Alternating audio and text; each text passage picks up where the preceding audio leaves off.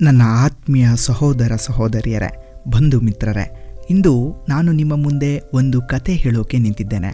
ಇದು ಬರೀ ಕಥೆಯಲ್ಲ, ಇದು ನಮ್ಮ ಬದುಕಿನ ಸತ್ಯದ ಪಾಠ. ಇದು ಕ್ಷಣಿಕ ತೀರ್ಪು ಮತ್ತು ಮೌನ ತ್ಯಾಗದ ನಡುವಿನ ಹೋರಾಟ. ಆ ದಿನ ನಮ್ಮ ಊರಿನಲ್ಲಿ, ಆ ಮಣ್ಣಿನಲ್ಲಿ ಶೋಕದ ದಟ್ಟ ಮೋಡ ಕವಿದಿತ್ತು. ಎಲ್ಲರ ಹೃದಯದಲ್ಲೂ ಭಾರ. ಆ ಹೆಣ್ಣು ಮಗಳು, ಆ ಸರಳ ಜೀವಿ, ಎಲ್ಲರ ಅಮ್ಮನಂತೆ ಇದ್ದವಳು, ಅವಳು ಇಹಲೋಕ ತ್ಯಜಿಸಿದಳು.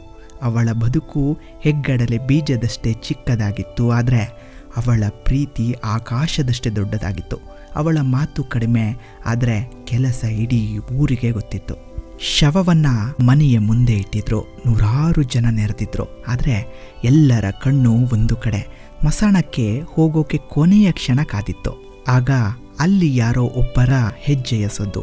ಒಬ್ಬ ಯುವಕ, ಕಣ್ಣಿನಲ್ಲಿ ಅಸಹನೀಯ ನೋವು, ಮೈ ಮೇಲೆ ಅಷ್ಟೊಂದು ಐಷಾರಾಮಿ ಬಟ್ಟೆ ಇಲ್ಲ, ಮುಖ ದಣಿದು ಹೋಗಿತ್ತು, ಕಣ್ಣಿನ ಕೆಳಗೆ ನಿದ್ರೆ ಇಲ್ಲದ ಕಪ್ಪು ವೃತ್ತ.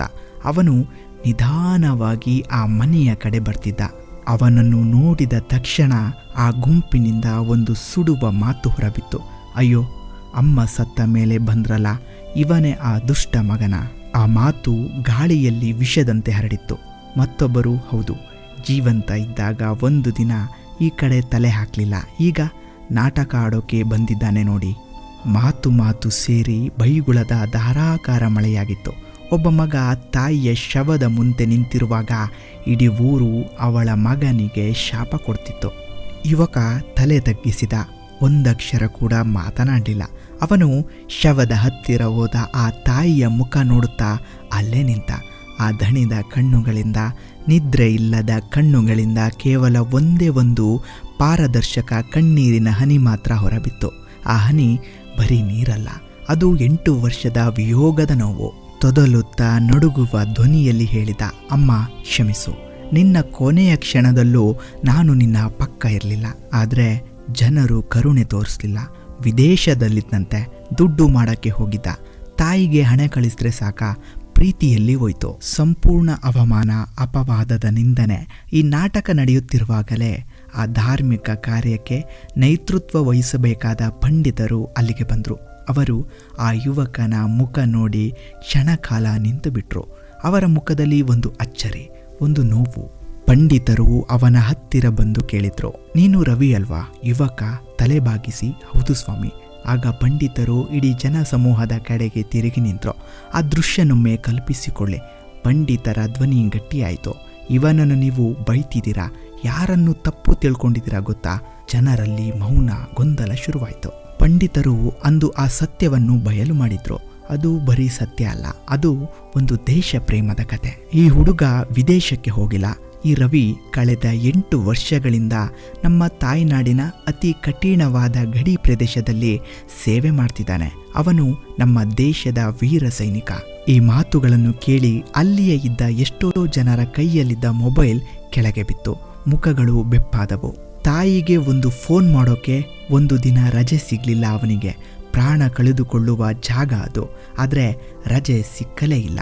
ಅಕಸ್ಮಾತ್ ಬೇರೆ ಕಡೆ ಬಂದಾಗಲೆಲ್ಲ ತಪ್ಪದೆ ಈ ತಾಯಿಗೆ ಔಷಧಿ, ಆಸರೆ, ಹಣ ಎಲ್ಲವನ್ನೂ ಕಳಿಸ್ತಿದ್ದ. ಆಗ ಆ ರವಿ ಕಣ್ಣೀರನ್ನು ಒರೆಸಿಕೊಂಡು ಹೇಳಿದ, ಅಮ್ಮ ಸದಾ ಒಂದೇ ಮಾತು ಹೇಳ್ತಿದ್ರು, ನೀನು ನನ್ನ ಬಗ್ಗೆ ಯೋಚಿಸಬೇಡ ಮಗನೇ, ನೀನು ದೇಶಕ್ಕಾಗಿ ಇದ್ದರೆ ಸಾಕು, ಅದೇ ನನಗೆ ಅತಿ ದೊಡ್ಡ ಸಂತೋಷ ಅಂತ.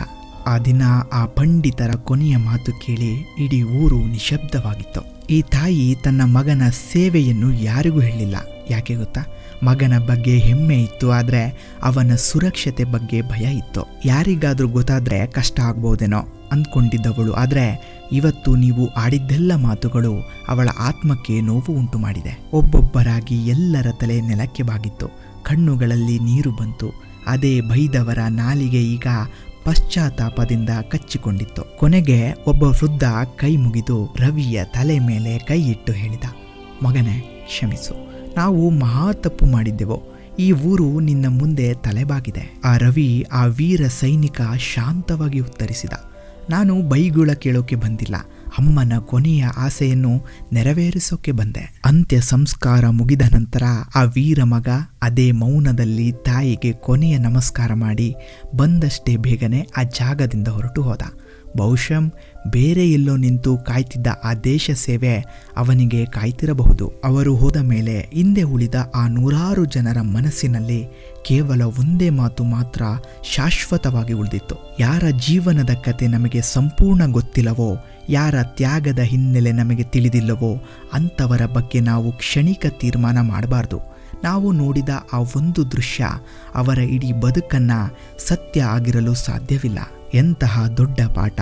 ನಾವು ಪ್ರತಿಯೊಬ್ಬರೂ ಇದನ್ನು ನೆನಪಿಡಲೇಬೇಕು. ಇಂದಿನಿಂದ ನಾವು ಯಾವುದೇ ಅಪರಿಚಿತ ವ್ಯಕ್ತಿಯನ್ನು ಯಾವುದೇ ಅಪೂರ್ವ ಮಾಹಿತಿಯ ಮೇಲೆ ಎಂದಿಗೂ ತೀರ್ಮಾನಿಸದಿರೋಣ. ಧನ್ಯವಾದಗಳು. ಜೈ ಹಿಂದ್, ಜೈ ಕರ್ನಾಟಕ ಮಾತೆ.